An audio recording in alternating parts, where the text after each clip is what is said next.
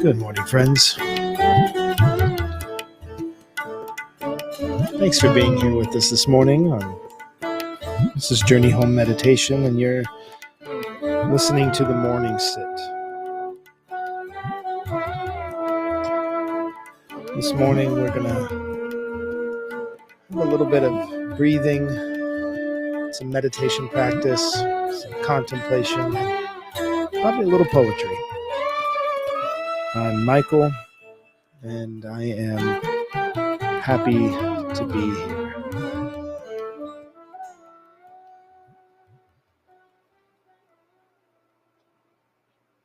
All right. Let's just settle ourselves in just for a few breaths.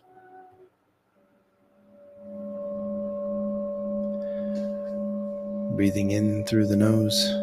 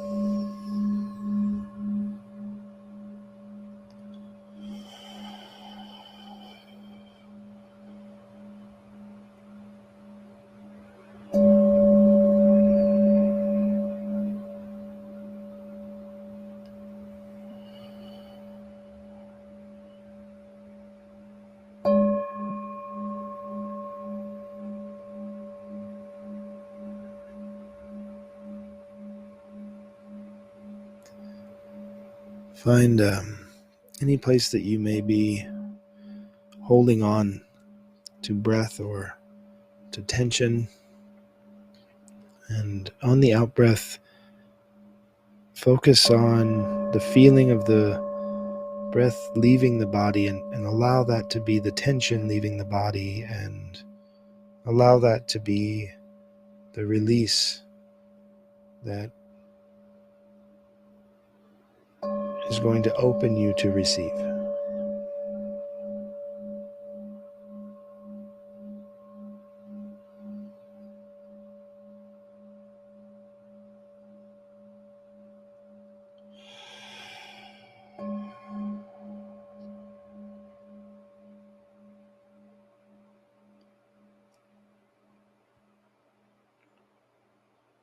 Okay. I'm glad that you're here sharing this practice with me.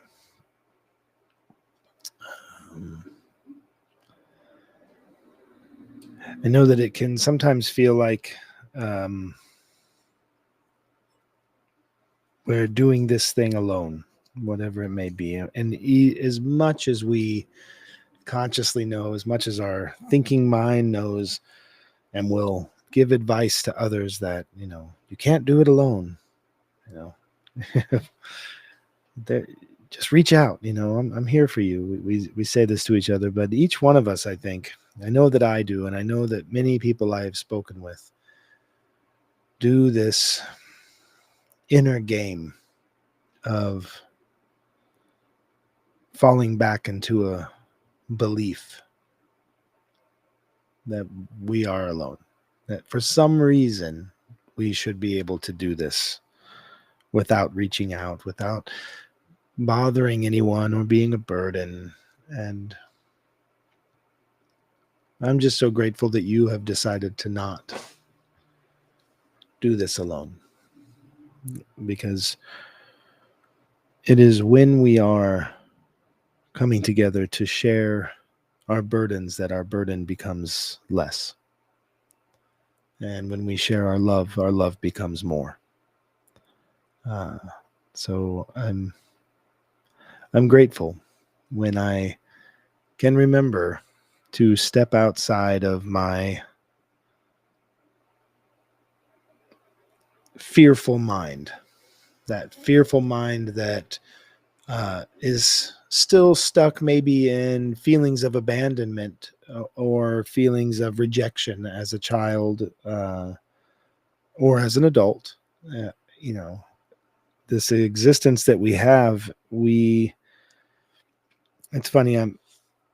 As I'm speaking, my eyes wandered onto a pad with a note for me to remind me of something today, and it says deposit is the first word, and I was just going to use that word, and I'm not sure if I read it first or if I, but we have a tendency to deposit experiences sort of into a bank, a memory bank, or we hold it in our body, and of course, many people caught on to at least the phrase "the body keeps the score," uh, and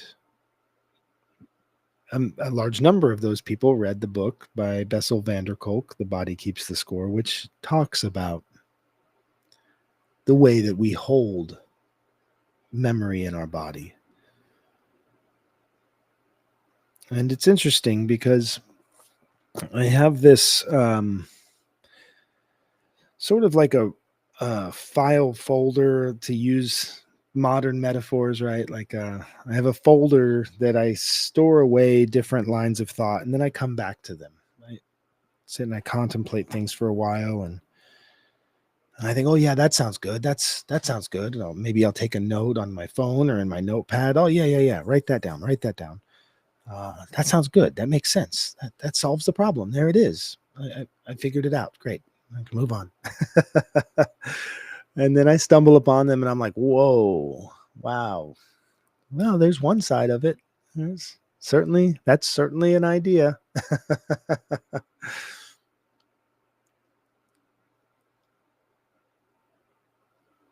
But I was thinking about,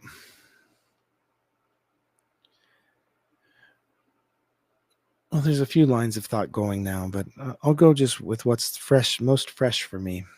I was thinking about this a lot yesterday. Yesterday, my son Finn and uh, his now husband Owen were legally married, and it's our families, Owen's family, the Dwyer family, and our family, the Franklins. We have had this relationship because of these two amazing beings uh, for 6 years now, and this is just such a joyous um, step in the path of our relationships and of Finn and Owen's relationship and of their life. And, for me, there is the joyful sorrow of shift and of change. There is that. One of the students in my poetry class calls it a beautiful sorrow. There's a beautiful sorrow when we are shifting in our roles. As a parent, I've parented this human being through, from birth to infancy to toddlerhood to childhood, um, through all the shifting and changing, and it's just been such an amazing thing to be able to be so closely related to and so closely connected to this relationship, this connection with another human being. And now to move into the next layer of that, my son is moving forward, moving out of the home, moving, into new relationships and new experiences that my egoic mind, my ego wants to say that, well, that's not going to include me. That doesn't include me anymore. I'm not included. But that's a mistake. That's a mistake. And I think that this is kind of a place where a lot of our deep sorrows come with death, with loss in general, loss of a job, loss of a relationship. We feel like part of it is our ego may feel like I'm no longer a part of this connection or a part of this life. So what does that make me? That makes me less. They're no longer a part of my life, so that's something that I've lost. But I was sitting with this and I started to remember no. Uh, Everything that we do becomes a part of us. We deposit it in our body, right? We become sort of the footprint left by all that uh, forms us. So I am forever a part of my son's life. And now, all of that, as he's moving on, it's not like we're not going to be connected. We are, but there is a shift. There is that shift. Um, I'm no longer going to have influence or be there for all of the little moments and be the shoulder that he cries on or the first one he text messages when something happy happens. But that's not necessarily true either. And more importantly, everywhere I go, I carry him with me. I carry that child, I carry that infant, I carry that adult, I carry that teenager, I carry that love. More than any of those moments in time or those snapshots of who I think a person is or who I think I am to a person, I carry that love. And that love goes into every relationship I have. And I think that he carries my love, the love with me that we shared. And that's going to go into every relationship in the world that he has. And it's such a beautiful thing. It's a beautiful thing. The way that we create these footprints, these impressions in the clay of existence. You know, um, it's those impressions where we can fill that space that's left. We are empty space, but our shape has been made by those who have impressed upon us. And that's something I think about a lot. I think about what it is that I'm holding, what impressions I'm holding that form my shape. And are they not useful just because I don't prefer them? I think about the difficult impressions that have been made upon me. And just because the impression is there, does that mean I have to store my beliefs in that space, that little nook and cranny? So, do I have to believe that I'm alone in this because I had a fear of that and I had some evidence pointing towards that at one point in my life when I was unable to see all of my connections to every living thing? Uh, but I've been thinking about that. I've been thinking about that, like the way we impress upon each other and how that shape that we take. I heard somewhere, I think it was Pete Holmes, the comedian Pete Holmes was talking about God. Pete Holmes often talks about God. And he remarked that he learned from someone else that maybe God is the blanket that we throw over all of existence to give it a shape. The blanket we throw over all of existence to give it a shape. Like when a ghost wears a sheet, right? Just so you can see it. Maybe that's what it is. We create this sheet, this blanket to place over this ethereal thing so we can take shape. And we do that with our belief, we do that with our experiences, we do that. All of those things would have no shape that was discernible. It would be all a part of the oneness of existence. But the shape that we give it is the blanket of our bodies, our lives. This is the shape of us. This is the shape of who I am. When I see in the mirror, when you see in the mirror, when we look at each other, these are the shapes that we have. The blanket that we throw over it to give it shape. Thank you, Pete Holmes. But really, sometimes what we're doing is we're taking all of these things and we're attaching specific meaning, which means that we aren't just understanding, yes, yeah, that's life. Like, see that thing there holding that baby, that's life. You see that there, the argument that you had in the car on the way home from the grocery store, that's life. You see the accident that you passed by on the way home and you paused for a moment to say a quiet prayer just under your breath for whoever's in that car. But you're praying for whoever's in that car, but mostly you're just saying, thank you, it wasn't this car. Thank you, it wasn't me. And if it is your car, you're praying for anything but this. All those moments. That's life. And we give it shape. And the shape we ascribe meaning. But sometimes the thing that we do with that is we also ascribe bias. Yeah. If this means that, then it can't mean this other thing. So this means this, and I like this. This means that, and I don't like that. We have a way about us.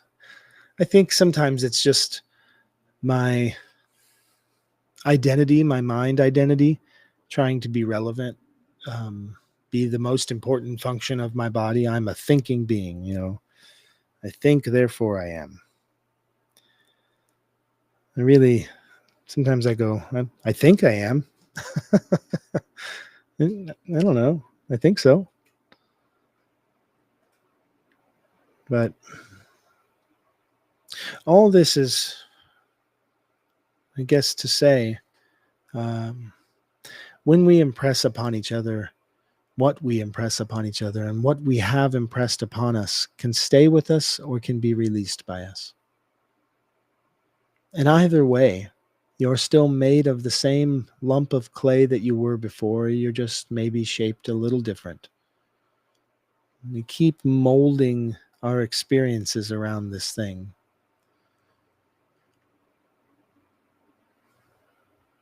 I heard a poem this morning on my way in, on my commute. And it of course it stood out amongst, I don't know, the maybe 15 or 20 poems that I heard. I'm listening to some audiobooks, and I have Many Miles by Mary Oliver, and I have a version of it where Mary Oliver is reading the poems, which it's my favorite thing, is when I can hear a poet read their poems. But this poem was one of those things. It stood out to me because it informed all of the thoughts that I'm already currently having. It informed my bias.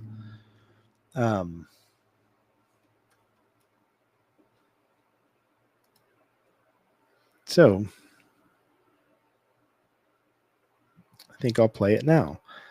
This is Lilies Break Open Over the Dark Water by Mary Oliver. And I don't have the copyright to this, so I'm just showcasing it for educational purposes. The lilies break open over the dark water. Inside that mud hive, that gas sponge, that reeking leaf yard, that rippling dream bowl, the leeches flecked and swirling broth of life, as rich as Babylon. The fists crack open and the wands of the lilies quicken. They rise like pale poles with their wrapped beaks of lace. One day they tear the surface, the next they break open over the dark water. And there you are on the shore, fitful and thoughtful, trying to attach them to an idea, some news of your own life. But the lilies are slippery and wild. They are devoid of meaning. They are simply doing from the deepest spurs of their being what they are impelled to do every summer. And so, dear sorrow, are you.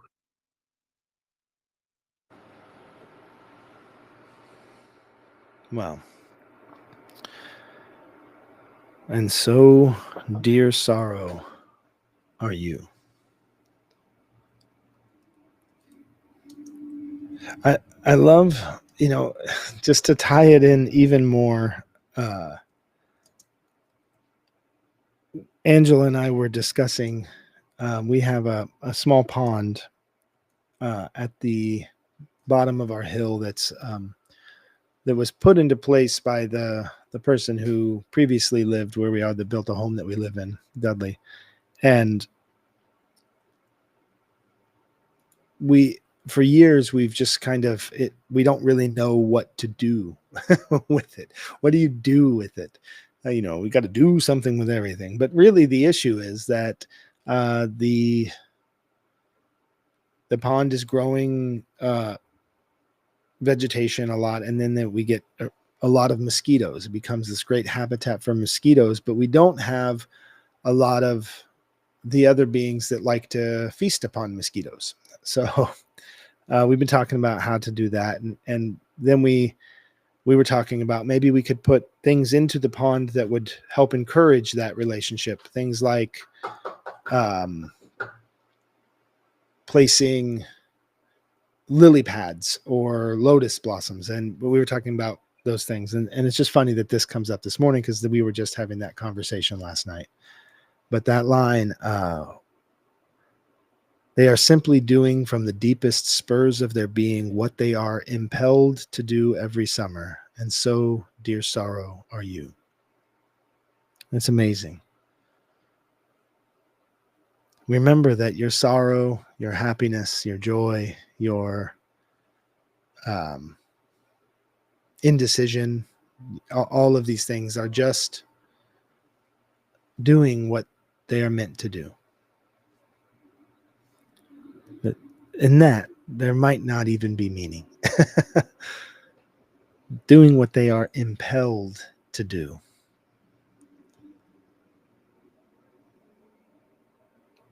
And I think that that's kind of where I'm at today. Uh, Thinking about the beautiful sorrow of saying goodbye and saying hello at the same time. Um, yeah, my love is so deep and rich with that boy, with that person. Yeah. And I'm just so impressed upon by that love. It will shape me forever, I think. So, what are you impressed upon? What is impressed upon you? Its shape that stays with your body, your lump of clay. Um, do you find that you get stuck in that shape, or do you find that you move through those different shapes in different ways? I'm just curious. I'd love to hear your positionality around that. Well, let's take just a few moments to welcome in just a bit of that quiet space with our body. So,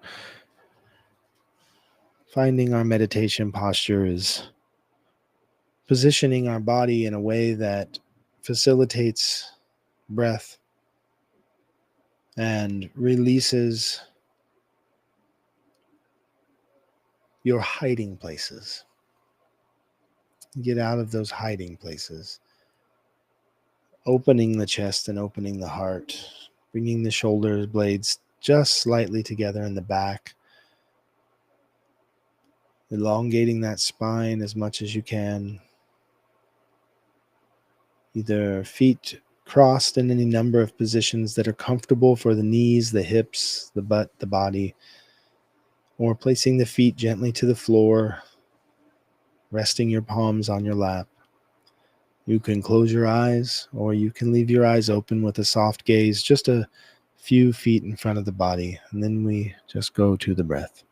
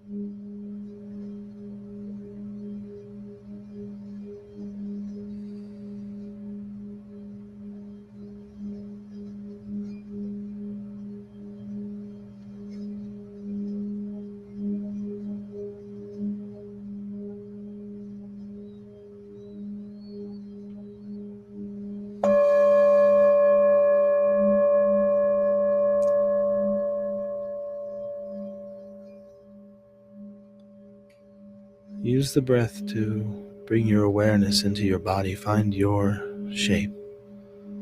What are the footprints that have been left upon you?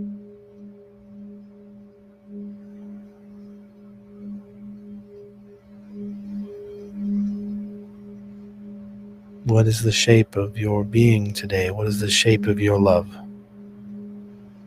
What is the shape of your pain?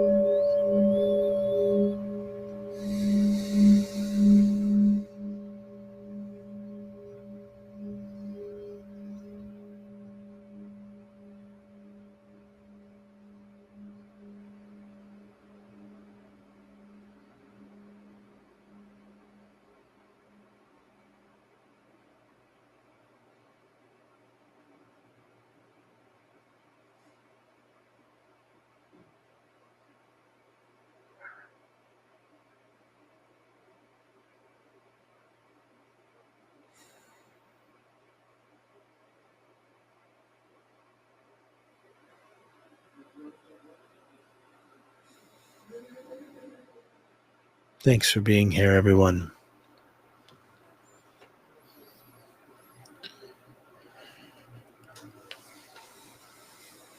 I just want to remind you that we are about a week away from exiting all of the meta services.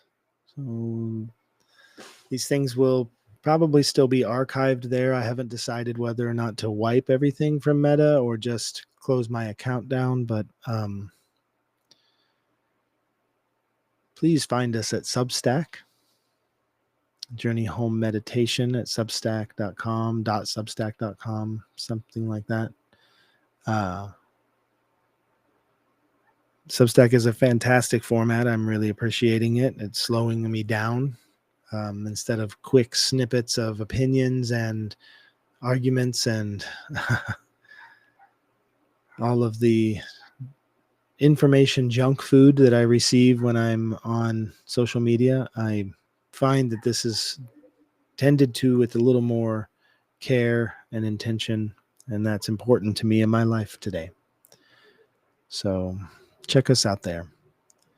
And That's all. Thank you. Adiom.